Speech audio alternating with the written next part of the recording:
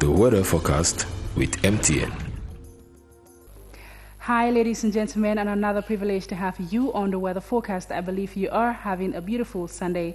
We look forward to a bright weather condition today characterized by intense sunshine across the nation, and temperatures would get as high as 39 degrees in the north, the far north getting as high as 36 degrees, and the southwest region expects a maximum of 35 degrees. The Adamawa region would experience as high as 34 degrees, and the rest of the nation, including the northwest, west, center, east, and the south regions would have temperatures as high as 30 to 33 degrees.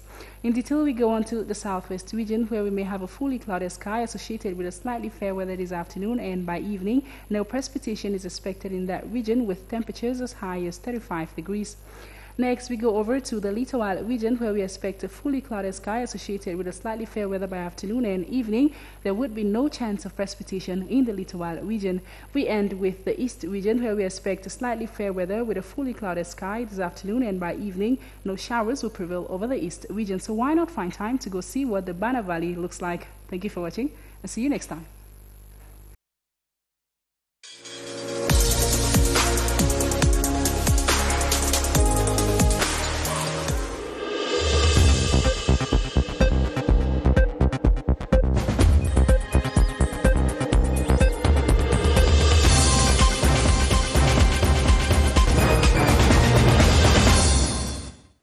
Sunday, December 27, last Sunday of the year 2020. You're watching the Midday Bilingual Newscast on CRTV. Good afternoon, Gaël. Bon après-midi, Gladys. Bon après-midi, chers téléspectateurs, et bienvenue aux 12h sur la CRTV.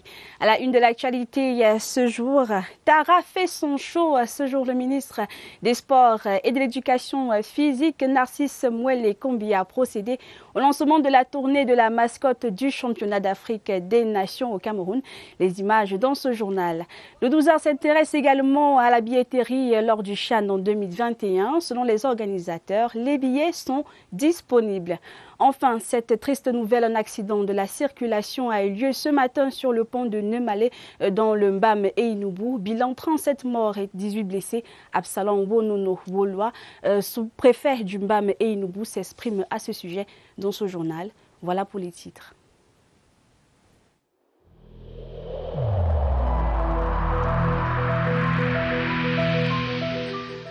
N'oublions pas que la négligence d'une seule personne peut nuire gravement à l'ensemble de la communauté.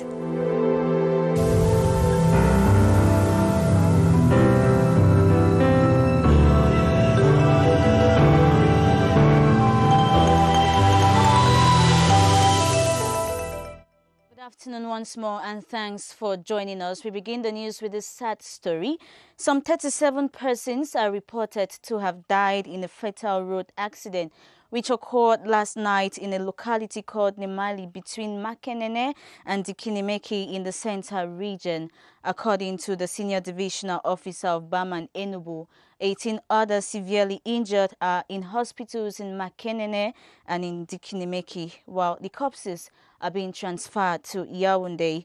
The accident occurred when a bus belonging to Avenue Agency traveling from the West region to Yaoundé overturned and fell in a ravine. The Minister of Territorial Administration, Paul Atanganji, and that of Transport, Masenangale Bibihe, have gone to the site to assess the situation. We'll be bringing you updates in our news editions that follow. Et cette triste nouvelle, nous l'avons dit, 37 morts et 18 blessés. C'est le bilan provisoire d'un accident de la circulation survenu très tôt ce matin sur le pont Nemalé, près de Makenene, dans le Mbam et Inoubou, région du centre. Les blessés sont sous soins intensifs dans les hôpitaux du district de NDIKINIMEKI et de Makenene. On ignore pour l'instant les causes réelles de ce drame. Informé, le ministre de l'administration territoriale Paul Atanganji et son homologue des transports Jean-Ernest Massena-Ngalé-Bibé se sont déployés sur les lieux du drame. À ce sujet, nous écoutons le préfet du Mbam et Inoubou, Absalom Monono Boulois. Nous venons d'enregistrer un accident regrettable sur la route nationale numéro 4, précisément dans l'arrondissement de NDIKINIMEKI, où une bus d'avenir voyage s'est dérapé et se trouve au fin fond du pont où nous nous retrouvons maintenant. Dans cet accident, nous avons déploré 37 décès et 18 blessés graves. Ces blessés ont immédiatement été transportés dans les centres de santé de Makinene et NDIKINIMEKI pour la prise en charge.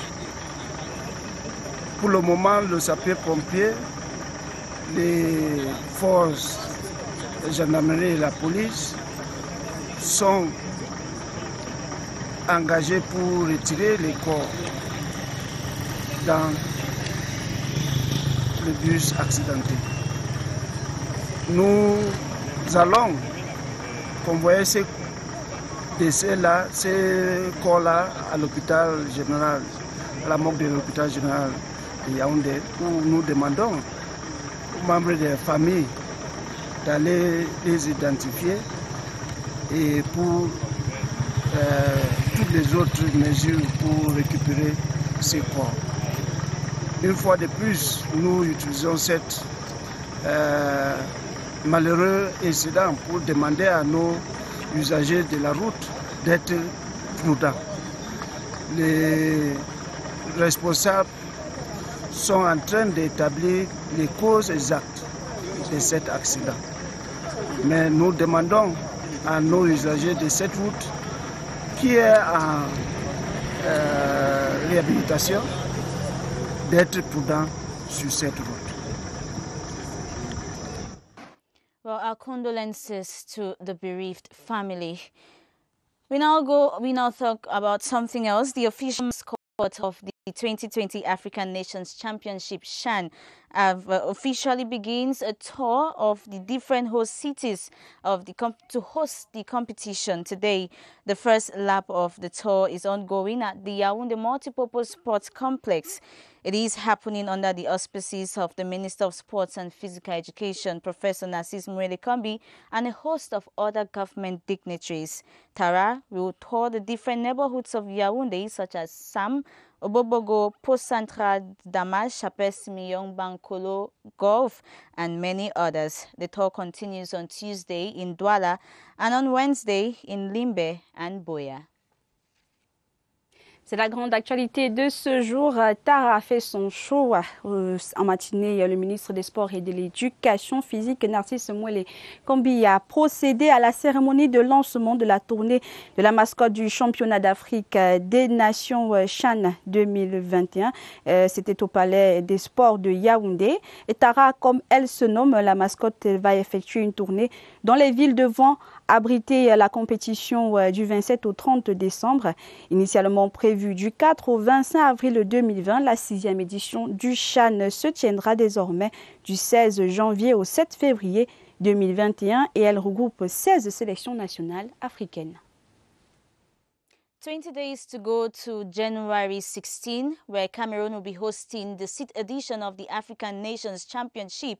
Modalities for the sales of tickets are being drafted to suit CAF's recommendations vis-à-vis the number of supporters expected in stadia. Officials say when tickets are made available, there will be no room for latecomers. Romeo Kenny tells us more. Supporters willing to watch games in different stadia during the African Nations Championship will have to scramble for their tickets as soon as they are made available at different sales points. Given the limited sales points provided by the continent's football governing body, the ticketing commission states no stone is left unturned. Immediately the tickets are available in January, Cameroonians are called upon to rush for their tickets as it will be first come, first served. The prices of tickets bought will vary per sitting positions chosen in the stadiums. Categories you have, like the Presidential Lodge, it will cost 50,000 francs. The VVIP will cost 40,000 francs. The VIP Tribune will cost 20,000 francs.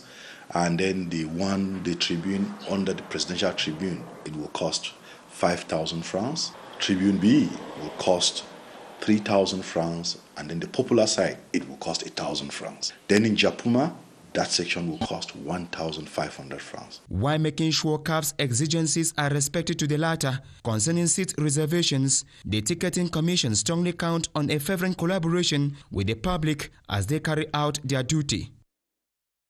Et dans le compte à rebours de ce jour jusqu'au CHAN 2021, le 12 a fait un zoom sur la commission des billetteries du comité d'organisation locale. Les modalités de vente des billets sont déjà en cours pour répondre aux recommandations de la CAF vis-à-vis des supporters. Joseph Guetamandeng nous en dit plus.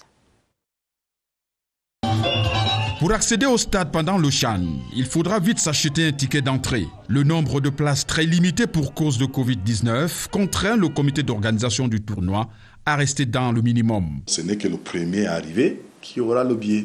C'est une place sur 4 qui sera occupée. Pour acquérir un billet d'accès, il faudra se rendre dans des lieux de vente habituels et chez le sponsor. On va vendre les billets dans les stations Total.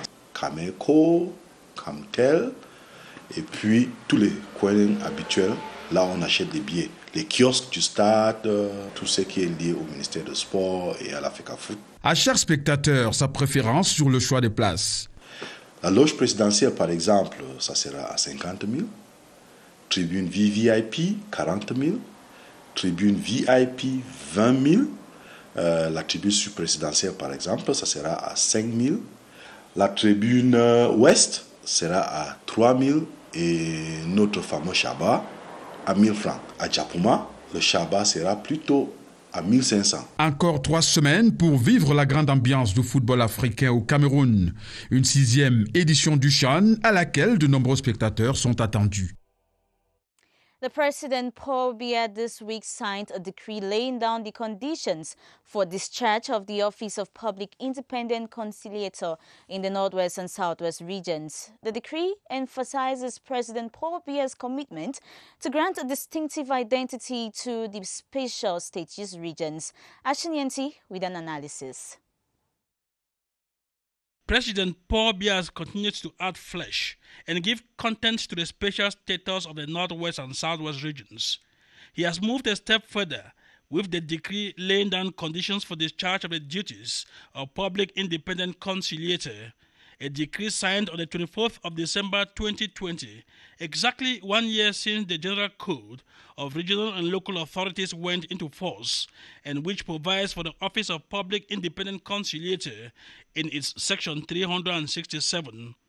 Apart from the Houses of Chiefs, the advent of the Public Independent Conciliator is one of the distinctive institutional features that make the special status regions different from the other 8 regions in Cameroon in terms of local governance. The uniqueness of the Public Independent Conciliator is in that the person is an ombudsman, a kind of a go-between or peacemaker who resolves disputes between the users or population in those regions and the regional or council administrations. He is also a watchdog, ensuring that persons serving in regional and council administrations fulfill their ethical obligations. The person to serve in this position is crucial to social harmony and cohesion in the special status regions. In that decree, Paul Biya has outlined the nature of the appointment of that official, the framework of action, status, rank within the regional protocol, conditions of incompatibility, how disputes are referred to him, and how he gets paid for the job he does. Since the regional assembly presidents have already been elected, with this presidential decree, it is safe to surmise that the appointment of a public independent conciliator in the 2 regions may be imminent. Shop and store owners of the Zwetele main market affected by a fire incident last month have been assisted by Honorable Evina Abui Bernadette, a parliamentarian from Ja and Lobo division in the South region. She assured the vendors that their distress had been heard and prayers answered. As you tell us, Cynthia Saptala. A gesture that comes timely with the festive season.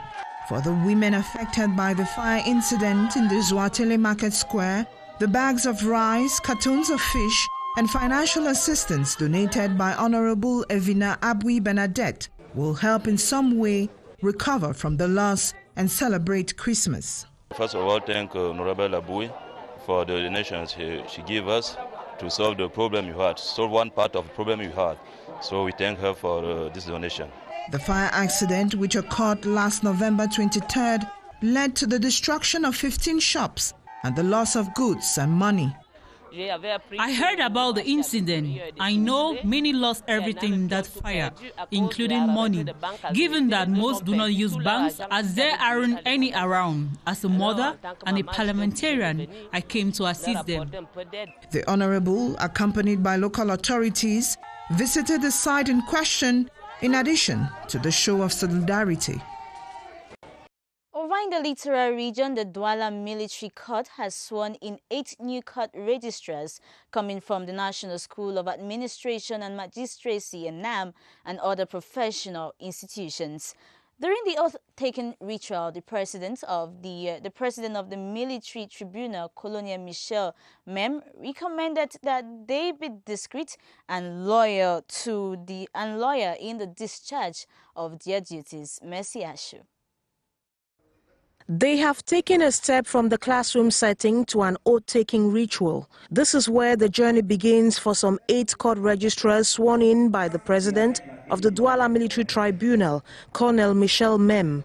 Amongst them, 6 men and 2 women. I am just so impressed for today that the court itself accepted me today, accepted all of us to join the court registry corps. It wasn't an easy task in school, but we thank God everything is now history. We are now full-blooded court registrars and we work in hand in glove with our presidents, our elders and all that. The new court registrars expect full collaboration from colleagues and hierarchy. Un geste pour les sinistrés de l'incendie d'un immeuble à Zoué-Télé. L'honorable Bernadette Evina Aboui a offert ce 22 décembre des présents aux commerçants de cette localité. Un paquet constitué de sacs de riz et de cartons de poisson. Nous en parlons dans ce reportage de Laurence Ocalia. Mère Noël est passée par Zoué-Télé cette fin d'année. Après le malheureux incendie qui a ravagé un bâtiment du marché de la localité, l'honorable Bernadette Evina Aboui n'a pas su rester insensible à ce drame. Dans son traîneau, elle a ramené ce qu'il faut pour porter un sourire pendant les fêtes. Il y en a même qui ont tout perdu à cause de la rareté de banque à Zoué-Télé. D'autres ont perdu tout leur argent qui avait brûlé dans les magasins. Alors, en tant que maman, j'étais obligée de venir leur apporter un peu d'aide, de nourriture, un peu d'argent pour acheter les jeux aux enfants pour les fêtes de Noël.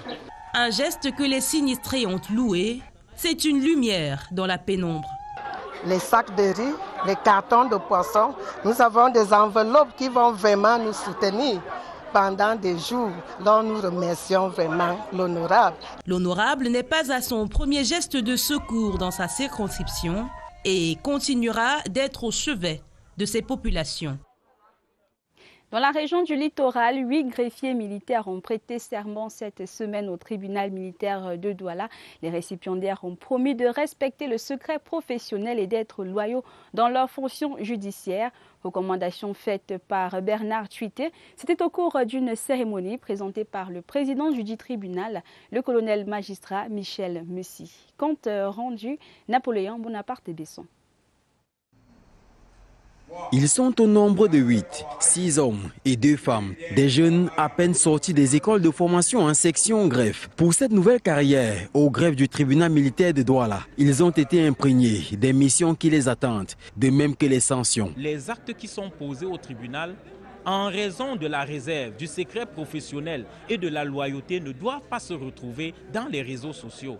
Et c'est ce que nous attendons le plus de nos greffiers, au-delà de leur fonction normale qu'ils sont appelés à exercer avec une certaine compétence, qu'ils essayent autant que faire se peut et qu'ils s'interdisent même carrément de divulguer le secret dans l'exercice des fonctions qu'ils sont appelés. Devant des greffes expérimentés, des assesseurs et en présence de leur famille, ils ont prêté serment en promettant d'être impartiaux et loyaux. Des serments parfois validés, parfois soumis à la reprise. Exercice émotionnel porteur de réels engagements. Je veux encore dire au président, à mes collègues, mes aînés, pour que je compte vraiment sur leurs encouragements pour que sans eux, vraiment, le travail ne sera pas facile pour nous. Rappelons que ces nouveaux greffiers sont pour certains produits de l'École nationale d'administration et de magistrature et pour d'autres, fruits du Centre des spécialistes des armées, en abrégé César. The PATYCHOU Vita Fruit Market in Yaoundé has been officially inaugurated. It is made up of 28 stores that supply fresh fruits and vegetables to the capital city. The Yaoundé City Mayor Luc Mercy Atangana during the inauguration said it was one of his dream projects. Bodwin Sama tells us more. He officially inaugurates the new PATYCHOU Vita Food Market, a new market that puts an end to some difficulties most food sellers here faced. After some rehabilitation work was carried out within the premises of the PATYCHOU Vita that saw these business ladies deployed here, they will henceforth sell in these two new buildings inaugurated this Saturday, made up of 28 different stores. These sellers suspended their activities for several months because of rehabilitation works on the old site. They had to find another space to carry out their activities. Business effectively started this Saturday for these women who see this as a welcome initiative. We used to sell under the sun, but now we have got a comfortable place. He has shown us love. We didn't know when he passed he noticed us suffering under the sun. A Christmas gift gesture, they say, will help business flourish around this area. Well, we revisit issues concerning Christmas celebration. Traffic and domestic accidents traditionally reported between Christmas and Boxing Day have been drastically reduced this year. Victor Siga visited some health facilities and police stations in Yaoundé and has the details. One could affirm with reports from hospitals and health facilities in the capital city Yaoundé that its inhabitants have grown matured in the way they celebrate Christmas.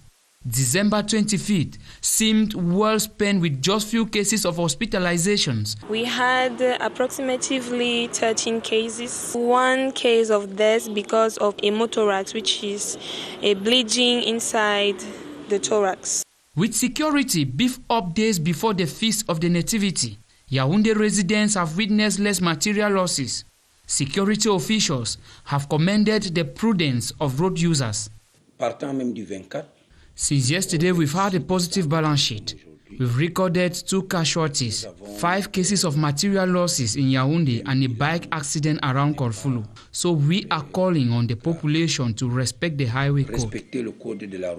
Health personnel and security officials continue to call for more vigilance from the population of Yaoundé so that they can all safely cross over to 2021.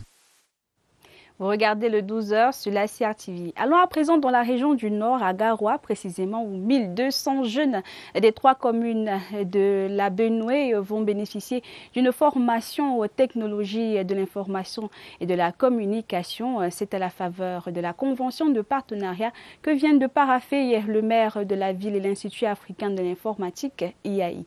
Juleka Oumarou, Aliou est à Garoua. Cette convention de partenariat qui vient d'être signée entre la mairie de la ville de Garoua et l'IAI Cameroun est un vaste programme de formation de 1200 jeunes des communes de Garoua 1er, 2e et 3e à l'utilisation de l'outil informatique. Nous qui sommes à la base, nous concrétisons la volonté du chef de l'État pour former les jeunes, les femmes et tout le monde à l'outil informatique. En vague de 200, chaque jeune bénéficiera d'une formation d'1 mois à partir de janvier en Word et Excel, question de s'arrimer à la modernité et participer en même temps à la création d'emplois. Un signal fort à la jeunesse de Garoua, pour qu'ils sachent que aujourd'hui l'ère du numérique est l'ère de l'avenir. Comme l'a dit le chef de l'État, que le monde digital qui s'annonce n'attendra pas les retardataires. Une cérémonie couplée à celle de la remise des attestations récipiendaires de 2017 à 2019 à qui le gouverneur de la région du Nord, Jean Abatéiti, a demandé d'en faire bon usage afin de booster l'économie numérique dans cette partie du pays. En culture, le Mbam et Inibou vibrent aux couleurs des fêtes. Une foire culturelle baptisée Bokito en fête a réuni les populations, les élites de cette localité pour célébrer la fête de la nativité. Son et couleurs avec Évariste Yenga. Place des célébrations de Bokito, un air de fête cristallise les attentions. Il s'agit de la foire culturelle baptisée Bokito en fête. Cela permettra déjà à nos jeunes de s'occuper pendant ces vacances. L'ouverture de la foire culturelle a été un moment solennel. Une coupure du ruban par James Onobiono, patriarche du coin. Je voudrais remercier l'exécutif municipal d'avoir pensé mettre en place une structure de cette nature malgré la Covid-19. Puis une visite guidée des stands d'exposition conduite par les autorités de l'arrondissement. La foire a bonne résonance. Je crois que désormais Bokito aura sa fête chaque fin d'année. L'animation culturelle, il y en avait aussi. Mathématiques de petits pays, fils du coin, y a joué. On our feature page today, we take interest in the cultivation of a staple food, rice, in Cameroon. The prevailing insecurity in the northwest region has been cited as a major factor hindering the large-scale cultivation of rice in the region. Some farmers in the Dop production basin in Goketunja division are raising complaints about the unfavorable socio-political climate. Killer Valerie Chala went visiting and brought back this report. 4 months after a routine rice seed nursing, the Dop rice production chain enters a decisive harvesting phase. The farm that harvested 30 bags of rice last year, I am unable to harvest 14 bags. When you get out and you are going to the farm and there is a gunshot, normally you go back. It stretches across an approximate 3,500 hectares of land, but that's largely insufficient for a swampy area with over 15,000 hectares of land favorable for rice cultivation. Rice processing, a process that involves many local farmers, is limited by aging infrastructure. He's 39 years old. At that time, the capacity was 3.5 tons of paddy per hour. But now, given the age of the machine, the capacity has dropped to about between 2.5 and 3. Focus is now tilted toward revamping the local rice production to limit massive rice importation into the country. We are targeting to have maybe 50,000 tons within the next 2 years. Improved personnel numbers is also perceived as critical for only 20 farmers sustain activities in this rice farm in the plain.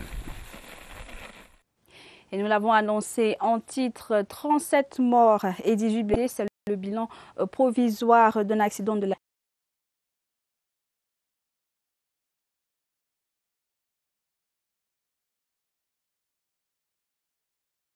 l'administration territoriale Paul Tangandi et son homologue des transports Jean-N.S. Massenarel et BBS se sont déployés sur les lieux du drame. À ce sujet, nous écoutons le préfet du Mbam et Inubou, Absalom Monono Woloa. Nous venons d'enregistrer un accident regrettable sur la route nationale numéro 4, précisément dans l'arrondissement de NDIKINIMEKI, où une bus d'avenir voyage s'est dérapé et se trouve au fin fond du pont où nous nous retrouvons maintenant. Dans cet accident, nous avons déploré 37 décès et 18 blessés graves. Ces blessés ont immédiatement été transportés dans les centres de santé de Makenene et NDIKINIMEKI pour la prise en charge. Pour le moment, le sapeur-pompier, les forces de gendarmerie et la police sont engagés pour retirer les corps dans le bus accidenté. Nous allons convoyer ces décès-là, ces corps-là à l'hôpital général, à la morgue de l'hôpital général de Yaoundé, où nous demandons aux membres des familles d'aller les identifier et pour toutes les autres mesures pour récupérer ces corps. Une fois de plus, nous utilisons cet malheureux incident pour demander à nos usagers de la route d'être prudents. Les responsables sont en train d'établir les causes exactes de cet accident. Mais nous demandons à nos usagers de cette route qui est en réhabilitation d'être prudents sur cette route.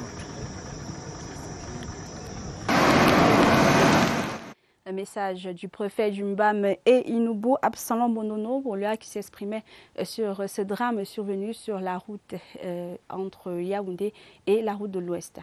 Merci d'avoir été des nôtres. C'est ici que nous mettons un terme à cette édition de 12h. C'était un plaisir d'être avec vous, Gladys. Exactly, Gail. Thanks for staying with us. Given that is the last Sunday of the year, we are wishing you a happy, healthy and prosperous New Year. Stay tuned to the CRTV network.